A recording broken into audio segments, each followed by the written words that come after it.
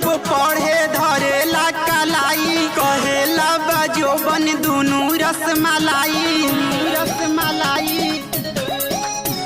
ए हो जाई जब पढ़े धरेला कलाई कहेला भाई जो बन रसमलाई तो पटले बाउठ हमार भुइया पटक के लबनी भइल बा ए हो लबनी भइल बा जो बनवा लटक के लबनी भइल बा जो बनवा लटक के हाँ लबनी भइल बा जो बनवा लटक के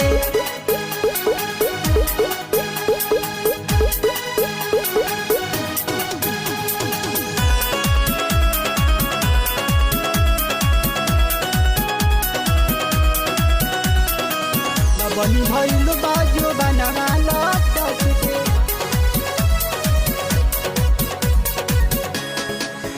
कल फेरू बोलैले बा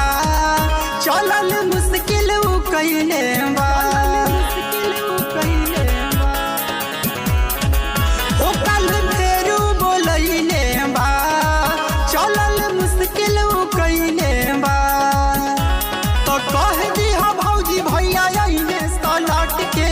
लबनी भइल बा ए हो लबनी भइल बा जो बनवा लटक के लबनी भइल बा जो बनवा लटक के हाँ लबनी भइल बा जो बनवा लटक के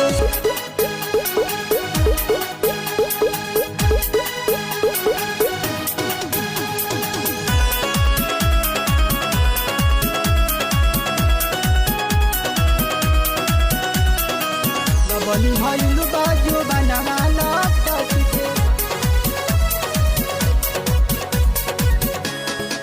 सोचल सपना मोर तुरले बा सोनू वाला हंगा में हुरले बा ओ सोचल सपना मोर तुरले बा से खरा लहंगा में हुरले बा संजय राम चुमाली हले चपक के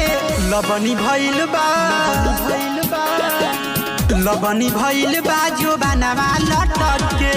लबनी भइल बा जो बनवा लटक के हाँ लबनी भइल बा जो बनवा लटक